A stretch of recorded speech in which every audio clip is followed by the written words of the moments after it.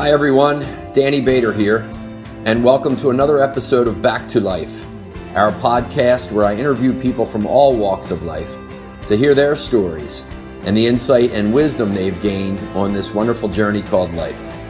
So enjoy the episode and be sure to pay attention to what inspires you to create more happiness and fulfillment in your life, because that's what we're here for, right? Hi, everybody, and welcome back to another episode of Back to Life podcast. I'm excited for our guest today, Kevin Reilly.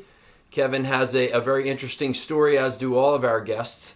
Kevin played football at Villanova University and then was one of the few that moved into the NFL, right? Certainly a big dream. And then life, as it does sometimes, gives us some unexpected circumstances. So, Kevin, thanks a lot. I appreciate you being here. Why don't you kind of take us into that unexpected circumstance? Where were you? What was happening? Well, I was in my third year in the NFL, actually my fourth year. But in my third year in the NFL, I had some discomfort in my shoulder, and they thought it was bursitis. Mm-hmm. And they had even treated it with cortisone, which we know is a little bit of a steroid towards anything that for healing purposes. I happen to have a scar tissue by the name of desmoid that only 2 in a million people get. It's a rare sarcoma. 2 in 1 million? 2 in 1 million. Oh my gosh.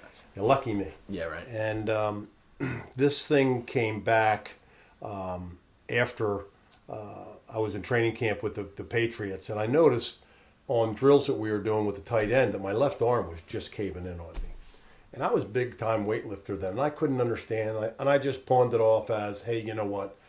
I'm right-handed, so my left arm's getting a little weaker as I get older.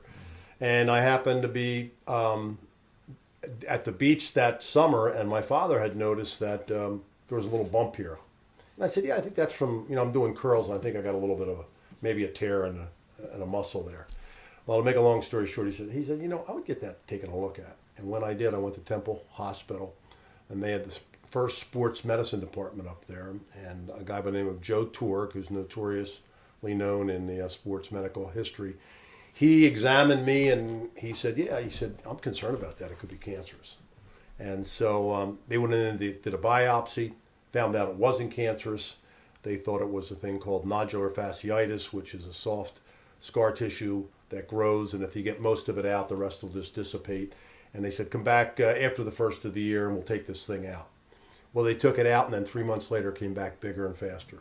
And you're how old at this time? 20? I'm like 27. 27.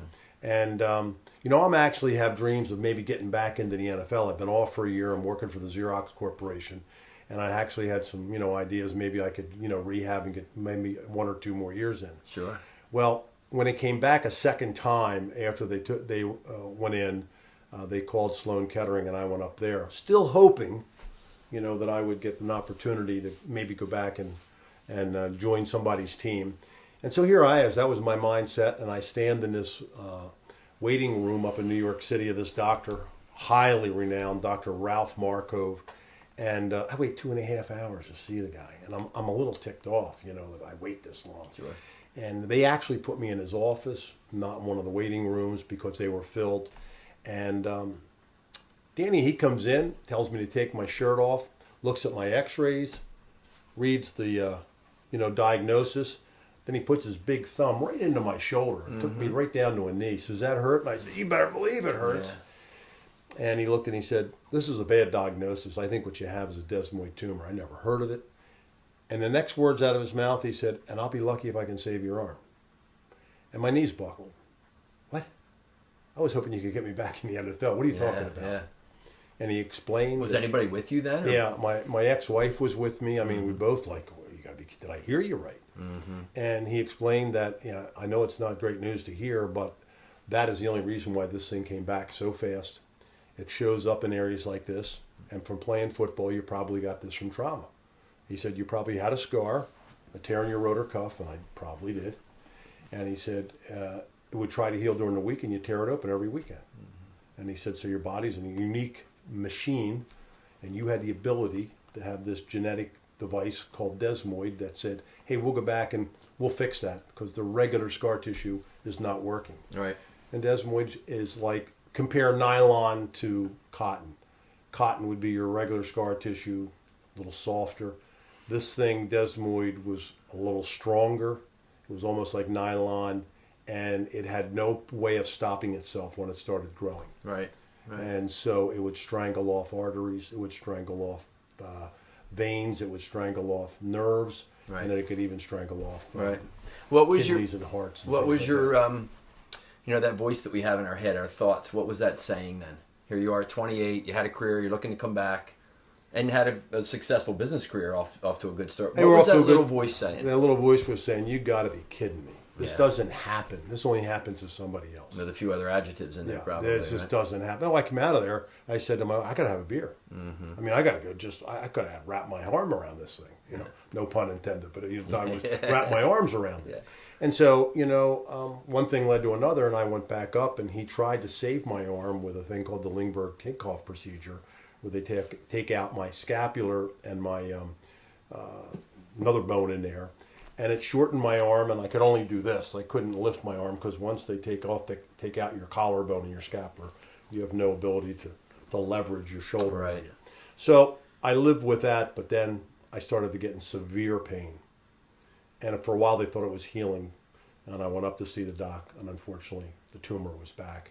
And Third time back now. Yeah. And he said to me, in order to save your life, I've got to do a 4-quarter amputation. And that's when they took my arm, my shoulder, and 4 ribs. Right. And when he said that to you, how long until they did that surgery? Danny, there's no decision there. I was in so much pain for 3 weeks. And now, after they did the surgery, they found out why. The tumor had almost closed completely, the main vein down my arm.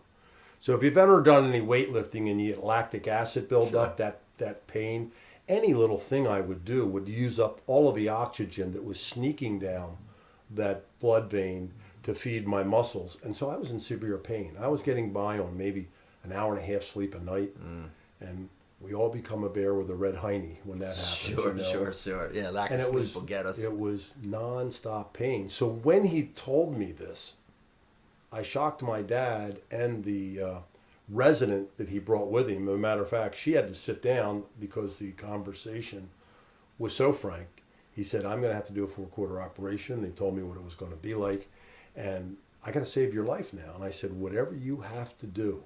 He said, "When would you like to do it?" We saw him on a Monday. And I said, "When can we do it?" And he said, "I could have you back in here Thursday." I said, "That would be fine." And I was back there Thursday. I had to get rid of this pain. Right. And then afterwards, when the surgery's over, what was going on for you? When you come out of surgery? I come out of surgery, I spent 2 days in intensive care. Right. And it's really funny when you're in intensive care and they give you the last rites going into the operation, and you read a little thing on your release form that I signed, and I'll never forget one sentence. It said, "As the adult in this operation, you fully understand and comprehend that there's a 33% chance you will not survive the event." Right. Well, as Johnny Carson would say, I did not know that. I did not know that. You are correct, sir. Ed McMahon, right? You are correct, sir. Everything just got perfectly clear, the fog clear. And that's when my life changed. That's when I understood that there was only one important thing in this world at that time. What was my relationship with God?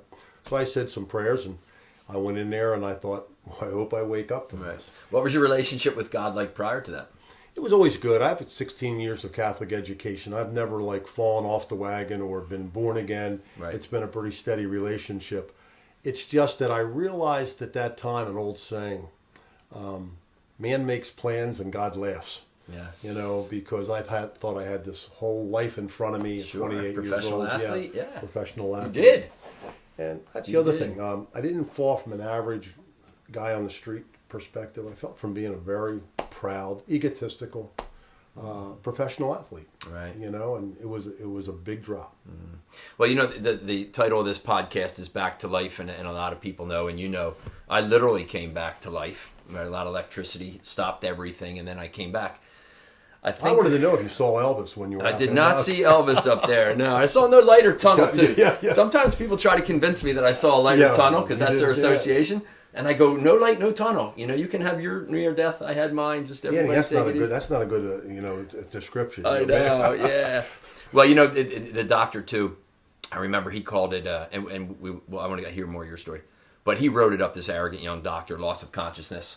LOC. And I'm describing to him what happened. And I'm like, listen, I've been drunk where I passed out. I've got hit in the head playing basketball where I've been knocked out. This was not a loss of consciousness. You know, I call it a UOC, a union of consciousness, because that little part inside of me that makes us go went back to its source. Yeah, it was beautiful. Yeah, it was beautiful. So you came literally back to life after this, right? Here you are, athlete, pedestal. Now you got to come back to life, so to speak. What was that journey like? What were you thinking? How did fear show up? The fear started when Dr. Markov came in my room, and I said, oh my gosh, you know, I'm out of intensive care. I'm in the regular hospital room. I've got, you know, some tubes still left in me. And he comes in. I said, Doc, how did it go? And he said, it went really well. You were under the knife for 11 and a half hours. I would have liked to have a little more time in your neck area. And then he said these words I'll never forget. I think I got it all. That is not what I wanted to hear. Because I know that if you didn't get all of this, it's coming back, and it's going to come back bigger and angrier. And I said, Doc, what are you talking about? And he calmed me down. He said, you know, I think I got it all. You know, and when I say I think I got it all, I think I got it all. Right. Well, when he left, I was really spiraling down. And I had a picture of my 2-year-old, my 1-year-old, and my infant up on my credenza. I had to turn them down because every time I looked at them, I said, how am I going to make a living? Yeah. You know, am I going to be a burden to this family with just being in a hospital and other? Where would this guy go cutting me next, you know? Right. There's not much more to take out of there. Right. And so really depressed, and that's when this nurse came in and I told her I didn't want any phone calls and I didn't want, you know, any visitors. Oh, she said, what are you going to do, have a pity party? And I said, maybe I am. Right. But I said, I just have to get my head, you know, wrapped around this new situation. And then, Danny, about an hour in the pity party, this guy appears at my doorway. He's a volunteer, missing his arm. And he tells me, you know, that these are the things you won't be able to do.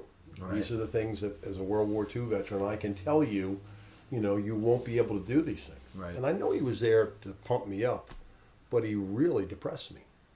And after he left, I started thinking about, my gosh, buttons and zippers and keyboards, oh my, you know, how will I drive a car, all these, haven't thought of all these things. And the nurse came back in, she says, you got to answer that phone? And I said, nope. I said, that guy just came in here just to depress the hell out of me. Right. She said, answer it. And on the other end of that line was a guy by the name of Rocky Blyer. Right. And he was a friend of mine, and he called, and we had a great talk. Don't have time to talk about it here, but he said to me at the very end, you must promise me something. You must promise me you won't quit on anything unless you try it 12 times. And he challenged me with that. And you know what? It was the tough love that I needed at that time. And I knew he would follow up. And that's when I decided, especially when he got off the phone, he said, your goal in life now is to be the best one-arm man you can be. And I thought, that's worth going after. Good, good. So was that the moment? You know, a lot of times when we go through these challenges, people will always say, I had that one moment where I said, the hell, I am not surrendering to this. I'm moving through it. We surrender with our faith, right? But we're not giving up. Was that the moment? Was that the phone call? That was the phone call. Okay. And, you know, if you think that wasn't God-inspired, I don't know what is. The only thing we had in common is we would see each other during the exhibition season. We always played the Steelers, and they always played us. And for 2 or 3 years when I was playing, I would go into his locker room afterward because I knew some Notre Dame guys that he came, you know, knew in school, and he knew some Villanova guys that I knew in school, and that was it. But here was another, you know, brother NFL player, brother Catholic, you know, reaching out to me because he had been there. Yes. And nobody else could have told me what he told me because I knew his story. I knew that he was injured so bad in Vietnam that they told him he'd never walk again without a limp, and that he would never, ever play another down of football. And he's got 4 Super Bowl Sure. rings. Yeah. So what's that tell you? Yeah, exactly. So if it wasn't for him that day, I'm not sure how long it would have been for me to get that message to just recalibrate my goals. What do I need to do? What can I do? Sure. And then he also said this. He also said, and God will help you. I said, oh, I hope he helps me. And he goes, no. God will help you move mountains, but Kev, just make sure you bring your own wheelbarrow. That's right. That's right. And I never forgot that. We can only do what we can do. That's it. And put the rest in God's hands. That's it. And God will help us, but we got to understand that we got some we got to put some effort. Yes, we do. Yes, we do. So after that call with him, how long was that journey back? And did you get to a point where you say, okay, I'm back? Because, I mean, you probably didn't get out of the hospital and go, okay, I'm good. Well, I left the hospital in a record 8 days because I threatened to leave on my own. I'm sure. And I probably shouldn't have, because on the ride home, I was just so fatigued it was unbelievable. And I think I slept 18 or 19 hours the first night. And the first couple of weeks are a blur. You know, you go through that, and I was taking medication and all that kind of stuff. But I came back to work way too soon. That happened in October, my surgery, and I came back to work January 1st. Yeah. No rehab. There wasn't any rehab at that time. Sure. You know, you didn't go to places. Everything was like, you know, the college of hard knocks. You know, that's how you got rehab. And so, once you go back to the job full time, you know, they may take it easy on you for a couple of weeks, but then they expect you to, to be 100%. That's it. And I wasn't there mentally. And I went into what I would consider pretty severe depression for 3 or 4 months. But I continued to work, but it was a struggle to go to work every day. And I would collapse every night. And so that was one of the problems. Yeah. What were the 3 key things that moved you through that depression, that feeling sad or whatever? We all describe it differently, right? Funk, get stuck. You know, What would you say 2 or 3 things? Well, the subtitles of my book: faith, family, friends, and fortitude. Yeah. Actually, 4 things. If you got the first 3, you should be able to develop the 4th. Yes. But one of the things that got me through, and this is so very important to anybody out there who's living in the United States of America, we are the biggest complainers in the world, but we are the most fortunate population in the world also, in many respects. And as one of the doctors said to me on a return visit, we were talking about, me coming back, me getting better. And he said, did you ever think in perspective that when you had this situation, nobody in the world would have changed places with you? You're going to lose your arm, your shoulder, and 4 ribs. Who would have said, yeah, I'll change places with you? He said, but did you ever think about you were at the best hospital at the time for cancer in the world? You had their best orthopedic surgeon, so it's easy to say that he could have been the best orthopedic surgeon in the world. Right. You had 11 guys that you graduated from Salesianum, Villanova, and the Eagles who caravanned up to give blood one day to be put into your system. And you had all these friends and families praying for you and wishing you well. Right. If you were in a third world country, Kev, you wouldn't have seen a doctor. No. And that's the perspective Different story. that we have to have. What do we have going for us? What is the goal we have to get to? What is the mountain we have to climb? And let's start going. Right. And don't look back. Right. So how long have you been speaking now? Because you had a career then with Xerox, yes? Yep.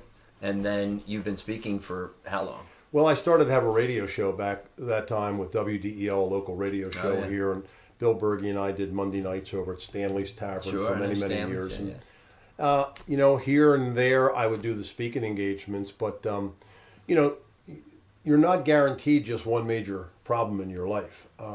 I went through a very difficult divorce 20 years after being married, and I was really heartbroken over it. And it affected me more mentally than losing my arm did. And I had a very good friend. Again, friends come into play. Sure. And he wrote me up a little plan going forward financially, because he knew that was the last thing on my mind. I had 3 kids in college. I didn't want to take that away from them where they were. Right. And how do I get through all this? But I wasn't focused on that, and he was. And he put together 2 plans for me. And one plan was, if you go bankrupt, here's the perks of that, and here's the non-benefits. Oh, man. Another degrading situation. He said, but here's the peanut butter and jelly plan, Murray Sawyer peanut butter and jelly plan that I drew up for you. Right. He's a lawyer and a financial consultant. And it was just one of these things, is cutting out stuff, making sure I took advantage of every opportunity in my pay at Xerox, making sure I had a savings plan for the kids' college going forward. And he said to me, I want you to take every speaking engagement and every broadcasting opportunity you can. I don't care if it's $50. Right. You need to stay busy to keep your mind going, and you'll get better at doing it. And it turned into a 16 years of broadcasting career with the Eagles for me. Right. Yeah. And now I'm still broadcasting. And a full keynote schedule too, right? And that too. Who knew? Yeah. Who knew? And you just sometimes. Yeah. Danny, I say sometimes there's 4 answers to God's prayer. Yes, no, not right now, and this isn't going to be good for you, so I'm not going to give it to you. Right. And I just think sometimes when I think I'm disappointed, it wasn't meant to be. Right. Yeah. He does have a plan, I suppose, right? I think so. Yeah, I try to stop figuring it out. What are, on the speaking engagements, as we go into wrap up, when you're out there with people, right? You and I both, people come up, we've got our stories, they have their stories. What are the biggest challenges that you see, 2 or 3 biggest challenges that people come and talk to you about? Addiction. Addiction. Alcohol and drug addiction. I would say that I sign books after it's over. If I see 100 people, 10 of them have told me a quick story. I've got a brother, I've got a son, I've got a daughter, I've got a niece, I've got a granddaughter who's suffering from addiction. And it's sad to hear. I would never have thought it was that high until I did what I did. Divorce is another one. People trying to recover after that. And I'd say the third one is people are just not happy in this fast-paced life that we're leading, that they just continue to get up in the morning not fulfilled, not looking forward to what they're doing. And every once in a while they say, you know what? You changed my mind on what's important. Good. I'm going to start looking at another situation. I said, well, don't quit your day job now, but go out there and look. And if you're not happy in your job, you should be looking elsewhere. Yeah. I saw a statistic: only 3 out of 10 people report being happy, and I would agree with that. You know, when people really get down and you have a deep conversation with them, on the surface they may say, "No, I'm not in that 3. I'm in the other 7." But it's interesting you say that, because I just did a speech for about 250 orthopedic surgeons, the Eastern Orthopedic Association down in Palm Beach, Florida. And I got to tell you, when I got up to speak, Danny, I'm not usually nervous, but I had a little anxiety looking out over the crowd saying, there's 250 guys out here with higher SAT scores than me. right.